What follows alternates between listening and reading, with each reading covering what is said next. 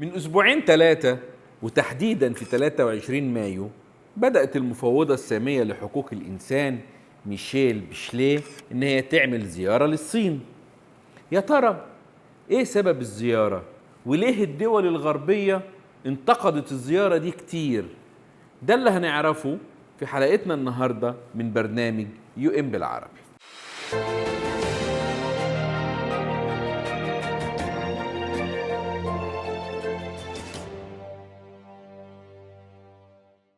زيارة ميشيل بشليه دي للصين كانت أول زيارة للمفوض السامي للأمم المتحدة لحقوق الإنسان من 17 سنة. يعني كان في زيارة في سنة 2005 وتوقفت الزيارات للصين لحد سنة 2022. الزيارة دي بقى بتيجي في توقيت مهم جدا. ليه؟ بعد ما طلعت مواقع غربية بتقول إن عندها حوالي 2800 صورة مسربة من الشرطة الصينية. الصور دي بتثبت انتهاكات بحق مسلمي الإيغور، وسبب الزيارة هو تزايد القلق بخصوص مزاعم الانتهاكات بحق مسلمي الإيغور في الصين.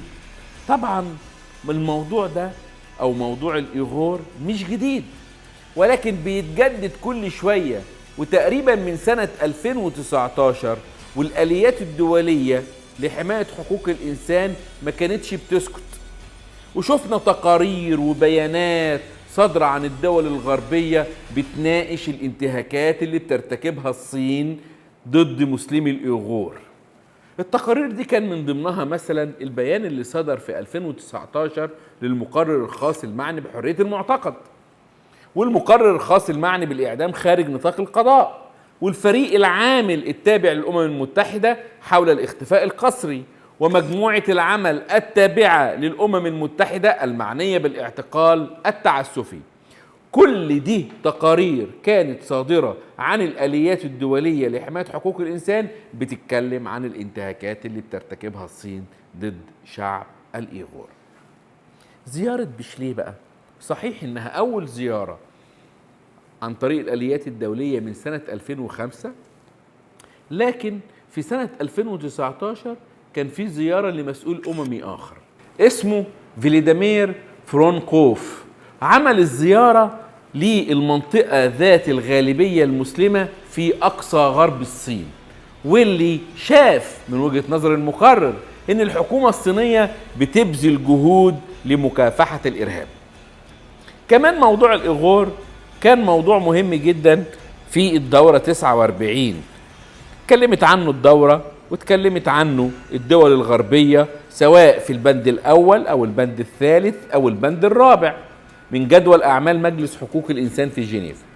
الدول الغربية دايما كانت بتتهم الصين إنها بتنتهك حقوق الإنسان وبتنتهك حقوق مسلمي الإيغور. وشفنا التقارير لوكالات الأنباء الغربية والحكومات الغربية اللي برضو كانت بتتهم الصين بأنها بتنتهك حقوق المسلمين. كمان شفنا انتقادات من الدول الغربية للمنظومة الأممية نفسها، من ضمنها الآليات الدولية، واتهموا الآليات بالتقصير في عملها تجاه المسلمين بتوع الإيغور. وفي الدورة 49 برضو لمجلس حقوق الإنسان بجنيف شفنا وسمعنا الدول الغربية لما كانت بتهاجم الحكومة الصينية بسبب الانتهاكات. وزي ما قلنا في مقدمة الحلقة ان الدول الغربية هاجموا المفوضة السامية نفسها اللي هي السيدة ميشيل لما زارت الصين. هاجموها، واللي هاجموها تحديدا بقوة كانت ألمانيا وأمريكا، واتهموها ان هي ادت للصين شرعية أممية في اللي بتعمله في الإيغور، وان الحكومة الصينية كانت محددة، يعني حددت أماكن معينة هي بس اللي بيتم زيارتها، مش الأماكن اللي ممكن يكون فيها معاناة لشعب الإيغور أو اللي فيها الانتهاكات على حد قول ألمانيا وأمريكا. لكن كمان سمعنا وشفنا رد الحكومة الصينية اللي كان عنيف طبعا لما كانت بترد على الدول الغربية، وبتقول لهم ايه؟ بتقول لهم على الدول اللي بتطالب باحترام حقوق شعب الإيغور ان هي كمان تحترم حقوق الشعب المسلم وتحترم حقوق المسلمين في دولها. لكن خلينا اقول لك وبكل صراحة ومن وجهة نظرنا ان فعلا في بعض الدول بتحاول انها تستخدم الملف الحقوقي للضغط السياسي والدبلوماسي على دول اخرى. يمكن في حلقات سابقة اتكلمنا وقلنا ان في دول بتدعي ان هي بتحمي حقوق الانسان وتدافع عنها في العالم، لكنها لم تعترض على الممارسات الاستيطانية الاسرائيلية اللي كانت بتتم في حق الشعب الفلسطيني كل يوم. ما شفناش الدول دي اتحركت زي ما قلنا قبل كده في حقوق مسلمين سافروا وراحوا داعش، بل بالعكس اسقطت عنهم الجنسية.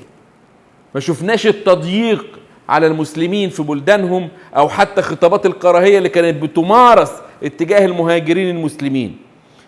شفنا دولة زي الدنمارك بترجع اللاجئين السوريين لسوريا رغم علمهم ان سوريا فيها اضطرابات وانها غير امنة. شفنا السويد اللي بتطبق نظام اسمه السوسيال علشان ياخدوا الاولاد ابناء اللاجئين المسلمين لما بيرفضوا يعلموا اولادهم قيم مخالفة لدينهم زي المثلية الجنسية مثلا، وبحجة ان اولاد اللاجئين بيرفضوا يتعلموا هذه المبادئ كانوا بياخدوا الاولاد من ابائهم ومن امهاتهم. وحتى زيارة السيدة ميشيل نفسها كانت مفيدة وحققت نتائج اكتر بكتير من تصريحات المسؤولين الغربيين اللي كانوا بينتقدوا هذه الزيارة. الزيارة دي تعتبر ايه؟ تعتبر بتمهد الطريق لمزيد من المحادثات مع الصين. ليه؟ علشان نحس الصين على الوفاء بالتزاماتها بموجب القانون الدولي لحقوق الإنسان. الآليات الدولية لازم تكون مستقلة علشان تحقق أهدافها، وطول ما هتفضل الآليات الدولية عرضة للمطامع والأغراض السياسية الناس هتتهمها بالضعف. احنا هنا مش بندافع عن الصين ولا بنقول ان مفيش انتهاكات بحق الإيغور، في انتهاكات بحق الشعب المسلم في الإيغور. ما بنقولش ان الصين هي لوحدها اللي مجرمة وهي بس اللي بتنتهك حقوق المسلمين عندها. احنا هنا عايزين الآليات الدولية تاخد فرصتها بعيدة عن اي غرض سياسي وتحقق وتشوف ايه هي الانتهاكات اللي بتحصل، ومش بس بحق الشعب المسلم في الإيغور ولكن اي انتهاكات ترتكبها اي دولة ضد اي انسان على مستوى العالم وفي كل الدول. مثلا عند اللاجئين اللي بريطانيا بتوديهم على رواندا، وما اهتمتش بريطانيا حتى بان هؤلاء اللاجئين اضربوا عن الطعام علشان هم مش عاوزين لاجئين. بريطانيا اللي بتدفع وبتمول في الحرب ما بين اوكرانيا وروسيا، فبتخلق وتصنع لاجئين جدد. اتمنى ان في وقت من الاوقات تكون فعلا الآليات الدولية لحماية حقوق الإنسان مستقلة عن الأغراض السياسية وعن الازدواجية الخاصة بالدول في هذه المعايير. كنت معكم أنا أيمن عقيل، وده برنامج UN بالعربي.